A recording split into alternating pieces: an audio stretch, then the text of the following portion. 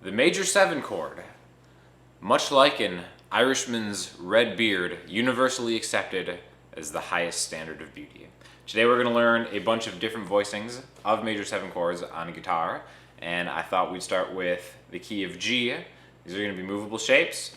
G's a good one because it's the easiest major 7 chord you can play. You just put your index finger on the 2nd fret of the high E string and hit the bottom 4. Now, what is a major 7 chord? A major 7 chord is when you take the 1st, 3rd, 5th, and 7th notes of the major scale of any key. So for example, G, which we're doing today, is going to be G, A, B, C, D, E, F sharp. G. Those are the 7 notes. G, A, B, C, D, E, F sharp. So we need the G, the B, the D, and the F sharp. Any combination of those 4 notes will give us a major 7 chord. So like I said, the easiest one is this right here. Here's the D, G, B, F sharp. So it doesn't matter what order they're in, they're all going to combine to make the same kind of sound. Now, this is just the bottom 4 strings. If we want to root the G, which would be here, the 3rd fret of the E string, this is a really good voicing. So it's kind of like the back end of this is like an A minor shape right here with a root note on the 3rd fret of the E string. So I have 3E, 4D, I'm skipping the A string, 3E, 4D, 4G, and 3B. Hit them all together. There's another voicing. And again, these are just movable shapes. So this is G major 7, this is G sharp major 7, A major 7, so on and so forth, okay? Now the next one we're gonna stay in the same area. This is like a really cool shape. It's easy to remember because it's just like a staircase. I'm starting with my pinky on 5D, then just adding a finger down a string, back a fret, every time. Okay, so there's another one. Moving down the neck, this is another really good one. Again, these are all G major 7. So this is kind of like a bar chord, but it's easier because I'm using the bottom part of the strings.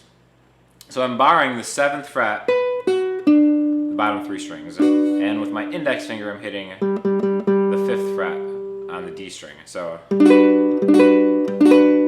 okay, you can pick these out too.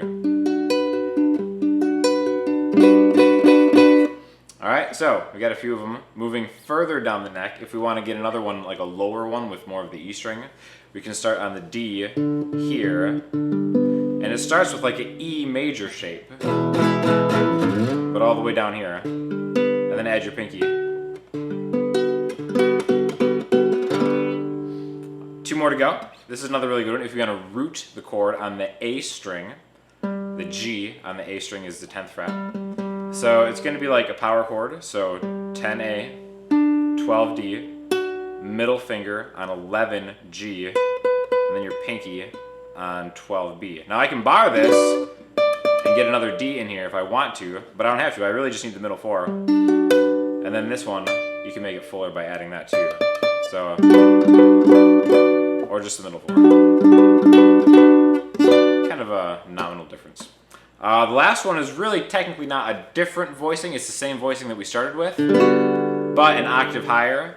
So you bar the 12th fret and add the octave of the 2nd fret we started with, which is an F sharp. So,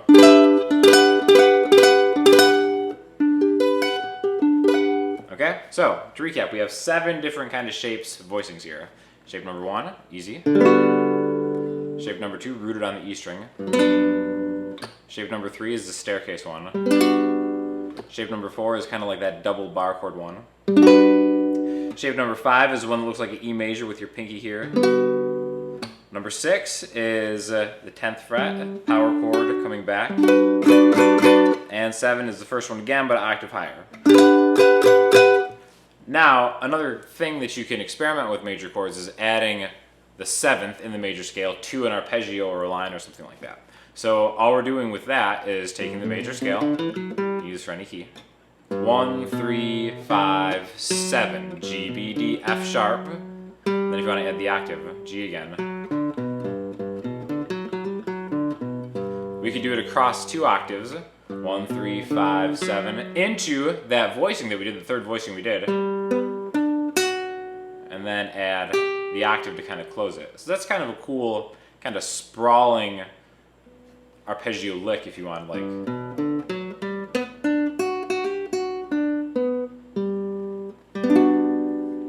Major 7 chords.